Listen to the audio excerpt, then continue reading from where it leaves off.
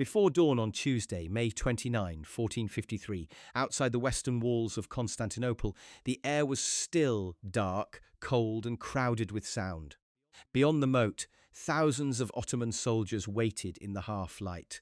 Some whispered prayers, some checked their weapons, some stood in silence, staring toward the broken outline of the Theodosian walls, where smoke, dust, and shattered stone marked weeks of cannon fire. Inside the city, the defenders were exhausted. For almost 2 months, they had watched the greatest walls in the Christian world tremble under a new kind of power. By day, Ottoman guns hammered the stones. By night, men repaired the damage with earth, timber, barrels, and whatever their hands could carry. The city had survived Persians, Arabs, Bulgars, Rus, Crusaders, and centuries of war. But now, before sunrise, it faced something different. This was not simply the fall of one city. It was the moment when medieval walls met gunpowder power, and the balance of history changed forever. And as we follow that final morning step by step, it is worth staying with the story, because the fall of Constantinople was not sudden. It was prepared by years of ambition, fear, isolation, and one young sultan who believed the old world could be broken. To understand why Constantinople fell, we need to begin with a simple truth. By 1453, the Byzantine Empire was no longer an empire in the way most people imagine one. For centuries, Constantinople had been one of the greatest cities on earth. It had been the eastern capital of the Roman world, a fortress of Christianity, a center of trade, wealth, ceremony, and imperial memory. Its walls had once protected a state that ruled over huge parts of the Mediterranean. But by the middle of the 15th century, that world had almost disappeared. The empire ruled little more than Constantinople itself, a few nearby territories and scattered lands in Greece. The old Roman power was gone, the treasury was weak, the population had shrunk. The city still had its churches, its walls, its imperial rituals, and its memories, but memory could not fill the ranks of an army. Around it, Ottoman power had grown. The Ottomans controlled territory in Asia Minor and the Balkans. They had crossed into Europe long before. They had defeated Christian armies, absorbed rival states, and built a military machine that could move men, guns, ships, engineers, and supplies on a scale the Byzantines could no longer match. Constantinople now sat like an island inside Ottoman power. For the Ottomans, that was a problem. The city controlled a key position between Europe and Asia, between the Black Sea and the Mediterranean, and between the Ottoman lands on both sides of the Bosporus. As long as Constantinople remained Byzantine, it interrupted Ottoman unity. It could shelter enemies. It could invite Western intervention. It could remind everyone that the old Roman Empire had not quite died. For Mehmed II, that was unacceptable. Mehmed was young, but he was not careless. He had inherited a throne that demanded strength. He knew that many rulers before him had dreamed of taking Constantinople and failed.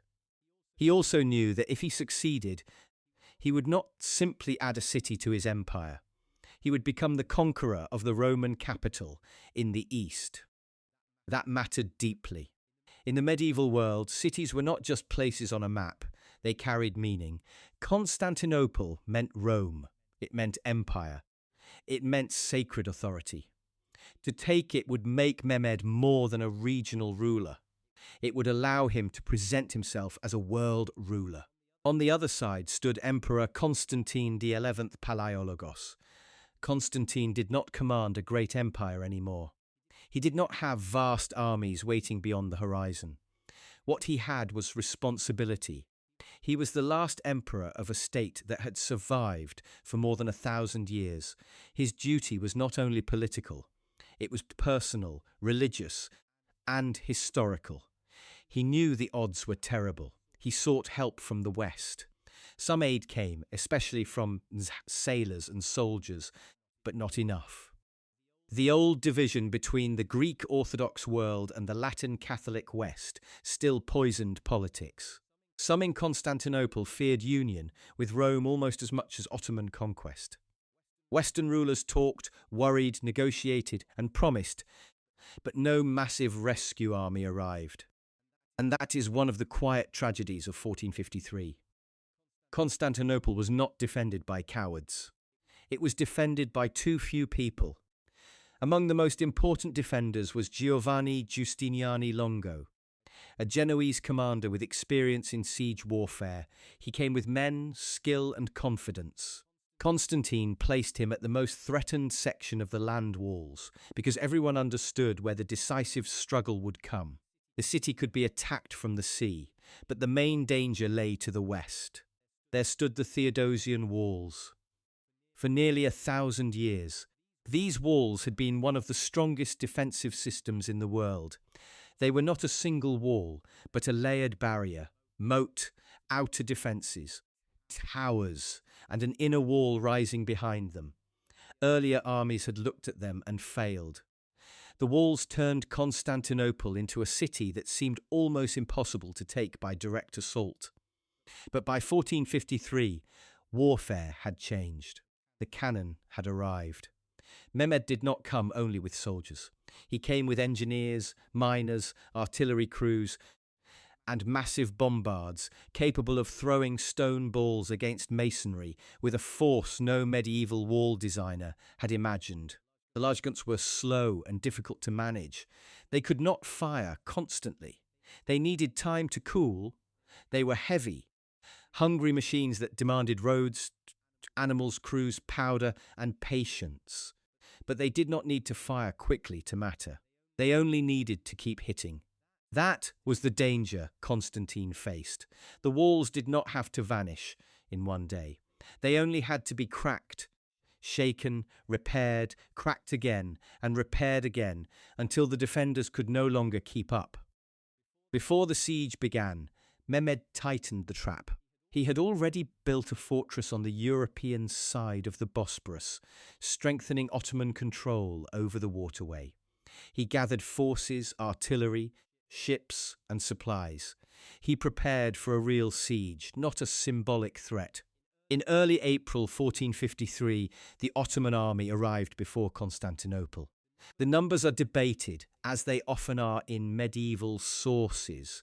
Some accounts give huge figures, sometimes clearly exaggerated. A cautious, modern estimate places the Ottoman force around 60 to 80,000 men, though the exact number remains uncertain. The defenders probably had somewhere around 7 to 10,000 fighting men, including Byzantines, Genoese, Venetians, sailors, and armed civilians. That difference mattered. Constantinople's walls were long. The defenders had to guard many points at once. Every man wounded or killed was difficult to replace. Every night of labour weakened the next day's defence. The Ottomans could rotate forces. The Byzantines could not. On April 5th, Mehmed demanded surrender. Constantine refused. The next day, the siege began. At first, the defenders may still have believed the old pattern could repeat itself. Constantinople had been threatened before. Many enemies had camped before its walls. Many had gone home defeated. But the sound of the Ottoman guns told a different story. When the bombards fired, they did not sound like ordinary siege engines. They produced a deep shock that rolled across the ground. Stone struck stone. Towers shook. Dust rose from the wall faces. Men standing nearby felt the impact in their bodies, and then the work began. By day, Ottoman artillery battered the land walls. By night, Byzantine and Italian defenders worked in the darkness, filling breaks with earth, timber, stones, and barrels. In some ways, the defenders adapted well. Earth could absorb cannon impact better than clean stone. A damaged wall could become a rough but stubborn defensive mound. But adaptation did not remove exhaustion. Imagine standing on those walls after several weeks. You have slept badly. Your ears still carry the memory of cannon fire. You watch Ottoman crews drag guns into position. You see smoke rise. You wait for the next impact. Then, after sunset, instead of resting, you carry rubble and timber into a broken section because, if you do not, tomorrow the enemy may come through. That was the rhythm of the siege. The Ottomans pressed. The defenders repaired. The Ottomans shifted guns. The defenders shifted men. The city survived another day, but each day cost something. Mehmed understood that time could be a weapon. He did not need one perfect blow. He needed pressure from every side. The sea mattered too. Constantinople was protected partly by water. To the north lay the Golden Horn, a long inlet that served as a natural harbour. A great chain blocked its entrance, preventing enemy ships from sailing directly inside. As long as that chain held, the defenders could concentrate more heavily on the land walls. But the Ottoman fleet was still part of the sea siege. In April, a small group of Christian ships managed to fight through Ottoman naval pressure and reach the city. For the defenders, this was a burst of hope. It showed that Constantinople was not completely cut off. It reminded everyone inside the walls that the outside world still existed. For Mehmed, it was humiliating. A young sultan trying to prove himself could not ignore a public failure at sea. His army was enormous, his guns were terrifying. But a few ships had slipped through in front of both armies. His response became one of the most famous moments of the siege. If the chain blocked the entrance to the Golden Horn, Mehmed would not try to break the chain directly. He would go around it. Ottoman ships were hauled overland, across prepared routes, and launched into the Golden Horn from behind the barrier. For the defenders, the sight must have been deeply unsettling. Ships now appeared where ships were not supposed to be. A protected waterway had become another front. The defenders, already too few for the land walls, now had to worry about the inner harbour. The move did not instantly win the siege, but it changed the mental and tactical pressure. It showed that Mehmed was not simply throwing men at stone. He was solving problems. As April turned into May, the siege became a contest of endurance and engineering. Ottoman miners tried to dig beneath the walls. The defenders countered when they could, listening for underground movement, collapsing tunnels, and fighting a hidden war beneath the earth. Cannon fire continued. Assaults tested weak points. Men died in small actions that did not decide the siege but drained the defense. Food became a concern. Sleep became precious. Fear became familiar. Inside the city, religious processions and prayers tried to hold morale together. Soldiers and civilians understood that the city was both a military position and a sacred home. The churches, streets, markets, families, and relics of Constantinople were all behind those walls. Outside, the Ottoman camp prepared for the final effort. Mehmed could not allow the siege to drag on forever. Long sieges created dangers. Disease could spread. Supplies could become strained. Morale could weaken. Foreign help, however unlikely, might still arrive. Every day that Constantinople remained unconquered gave the defenders a little more symbolic victory. So the Sultan prepared a final assault. The night before May 29 carried a different weight. Inside Constantinople, defenders gathered for worship. Men who had argued over church politics now faced the same danger. Soldiers returned to their posts. Constantine XI moved among the defenders. Whether every later detail is exact or shaped by memory, the larger truth is clear. The emperor chose to remain with the city. He did not leave. That choice matters because it gives the story its human center. Constantine could not save the empire by courage alone, but courage could decide how the empire ended. Before dawn, the Ottoman attack began. The final assault came in waves. This was not random. Mehmed used the depth of his army. The first attackers pressed forward against the damaged defences, forcing the defenders to fight, shoot, push, and hold in the dark. The purpose was not only to break through immediately, it was to exhaust the men on the walls. When one wave failed, another followed. For the defenders, this was the nightmare of being outnumbered. A small force can hold a strong position if it stays organized. But when pressure continues hour after hour, every weakness grows. Arms tire, ammunition runs low, orders become harder to hear. Smoke and dust reduce visibility. Men begin to wonder whether the next wave will be the one they cannot stop. By early morning, the fighting centered heavily around damaged sectors of the land walls, especially near the Lycus Valley area, where the terrain made the walls more vulnerable, and Ottoman artillery had concentrated much of its work. Giustiniani and his men were crucial there. He had helped hold the defense together for weeks. His reputation mattered. In a siege, commanders do more than give orders. They become symbols of control. When soldiers see the right man in the right place, they believe the line can still hold. Then Giustiniani was wounded. The exact details vary in the sources. Some accounts describe the injury differently. Some later writers judge his withdrawal harshly. Others treat it as the unavoidable result of a serious wound. We should be careful here. It is easy, centuries later, to turn a wounded man into a villain because the city fell after he left his post. But what matters tactically is the effect. Giustiniani withdrew from the fighting. At the worst possible moment, the defenders at the most dangerous point saw one of their key leaders leave. Morale cracked.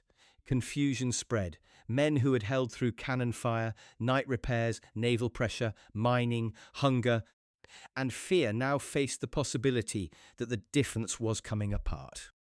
In battle, collapse often begins before the line physically breaks. It begins when men stop believing the line can hold. Ottoman troops pressed into the weakened points. The Janissaries, the elite infantry of the Ottoman state, added disciplined pressure. Once attackers gained a foothold, the defenders faced a new problem. A wall is powerful when it keeps the enemy outside. Once the enemy gets inside part of the system, that same defensive structure can become confusing, crowded, and deadly. Orders failed to move cleanly. Men fell back. Others kept fighting without knowing what had happened nearby. Gates, breaches, walls and inner spaces turned into pockets of chaos. Constantine XI died in the final fighting. His exact death remains uncertain. Later traditions casting off imperial signs and fighting among his men. Whether every detail can be proven or not, the symbolic truth endured. The last Byzantine emperor disappeared in the defense of his city. By the time the dust began to settle, Constantinople had fallen. The immediate aftermath was devastating. The Byzantine Empire, add to Bast, which had survived in some form for more than 1,000 years after the founding of Constantinople, ended as a political state. The city that had called itself Roman long after the Western Empire vanished now belonged to this Ottoman Sultan. Mehmed entered as conqueror. For him, the victory transformed everything. He was no longer only a young ruler with ambition. He became Mehmed the Conqueror. Constantinople became the center of his imperial vision. Over time, the city would be rebuilt, repopulated, reorganized, and transformed into the Ottoman capital. For the defenders, there was no recovery. Constantine was dead. Many soldiers had been killed. Civilians faced the harsh realities of conquest. Medieval accounts describe plunder, captivity, and suffering, but numbers and details vary, and many sources carry strong religious and political bias. Christian writers often framed the fall as a catastrophe for Christendom. Ottoman writers emphasized victory, legitimacy, and divine favor. A careful storyteller should not flatten those perspectives into one simple picture. What we can say is this: for the people inside Constantinople, the fall was not an abstract turning point. It was the collapse of their world in real time. The battlefield after the assault would not have looked like a clean historical painting. It would have been broken stone, smoke, abandoned weapons, shattered doors, wounded men, frightened civilians, and exhausted soldiers moving through streets that had changed ownership in a single morning. The walls still stood in inches, but their meaning had changed. Before the siege, they represented survival. After the siege, they represented the end of an age in which walls alone could protect a capital from a determined gunpowder army. That is why 1453 holds such power in history. It did not literally end the medieval world in one day. History almost never changes that neatly. Gunpowder had been spreading for years, states had been changing, trade, religion, warfare, and politics had been shifting long before Mehmed reached the walls. But Constantinople made the change visible. A city famous for resisting siege after siege fell to a ruler who combined old military pressure with new technology, disciplined manpower, naval improvisation, and political ambition. The lesson was clear to every ruler watching from Europe, the Mediterranean, and the Middle East. Stone was no longer enough. If a state wanted to survive in the new age, it needed money, artillery, engineers, logistics, trained troops, and centralized command. The future would belong less to isolated castles and more to governments that could organize resources on a larger scale. The Ottoman Empire emerged stronger than ever. With Constantinople as its capital, Mehmed gained not only territory but prestige. The Ottomans now controlled one of the most important cities in the world. They stood at the crossroads of Europe and Asia. Their empire would continue to shape politics, trade, warfare, and religion for centuries. For Christian Europe, the fall was a shock. It stirred fear, grief, and calls for response. It also became a symbol, retold again and again as the end of Byzantium, the fall of the Eastern Roman world, and a warning about division, delay, and underestimating a rising power. For modern viewers, the fall of Constantinople still matters because it shows how history often changes when several forces meet at once. Technology alone did not take the city. Mehmed's cannon mattered, but so did manpower, leadership, geography, naval pressure, engineering, morale, and the failure of outside help. Constantine's courage mattered, but courage could not create an army that was not there. The walls mattered, but the world around them had changed. That is the deeper lesson. Defenses built for one age can fail in the next.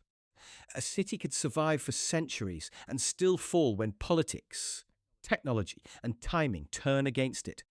A leader can make brave choices and still lose. Another leader can turn ambition into history if he understands not only force, but pressure, patience, and symbolism. On May 29, 1453, cannon fire did more than break masonry. It broke the belief that the old walls of the medieval world could stand forever. Centuries later, the walls of Constantinople still stand in broken lines across modern Istanbul, no longer the shield of an empire, but a reminder of the morning when cannons, smoke, human fear, fiat, and imperial ambition met at the edge of an ancient city. And the old world finally heard the sound of its own ending.